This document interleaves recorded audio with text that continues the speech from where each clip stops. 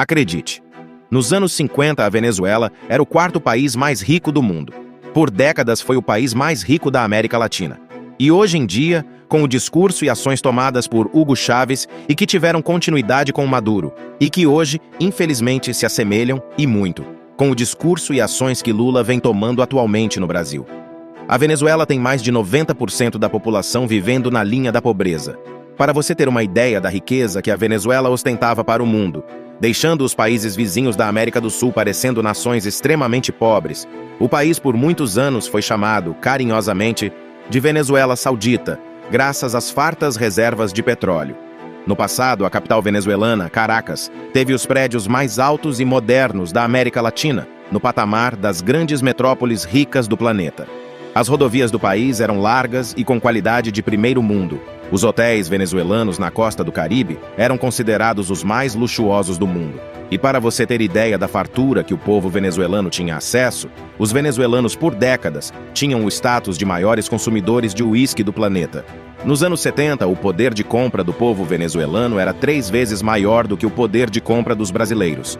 As férias dos venezuelanos, em grande parte, eram tiradas em Miami. Pessoas de todo o mundo se mudavam para a Venezuela, acreditem, para melhorar a qualidade de vida. Enfim, a Venezuela é a maior prova de que a América do Sul nem sempre foi pobre. A riqueza foi fruto do petróleo e das excelentes relações que o governo venezuelano tinha com os Estados Unidos. Por muito tempo, Venezuela e Estados Unidos foram consideradas nações irmãs, totalmente o contrário de hoje. Fartura de empregos, uma população relativamente muito bem instruída e economia forte. Assim era a Venezuela. O dinheiro entrava e circulava no país porque a produção do petróleo retirado das reservas venezuelanas era realizada por grandes empresas privadas internacionais. O divisor de águas da fartura para o fracasso teve início quando o governo expulsou as grandes empresas internacionais e estatizou a produção de petróleo. O velho lema que a esquerda adora, tudo pelo Estado e para o Estado, se tornou onipresente na nação. O dinheiro passou a entrar em grande quantidade para o governo e aí que a corrupção se tornou gigante. Os petrodólares, que antes saíam da iniciativa privada e voltavam a circular entre o povo venezuelano, começaram a ficar estagnados no Estado. Promessas de melhorias, discursos populistas, a velha narrativa de que o inimigo era os Estados Unidos e o velho e destruidor corporativismo. O governo começou a favorecer empresas privadas da Venezuela através de negociações corruptas.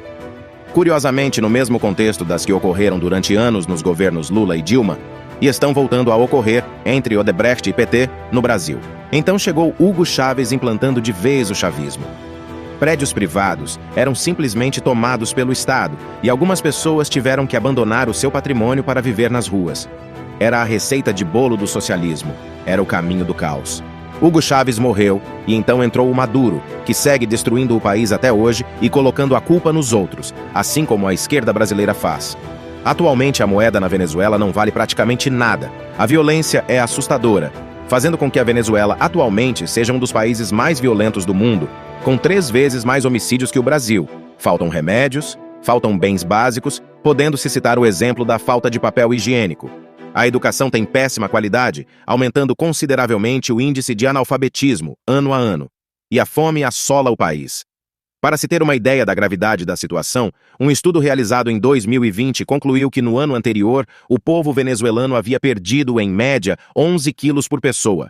É o caos instaurado e sem previsão para encerrar.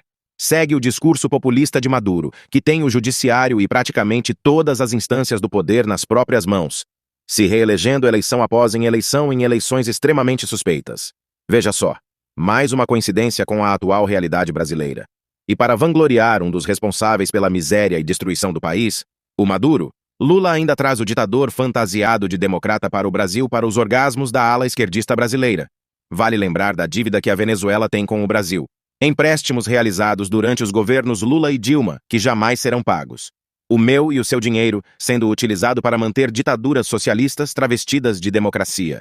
Resta acompanhar para ver se a receita de bolo socialista continuará sendo seguida no Brasil, como Lula vem fazendo em 2023.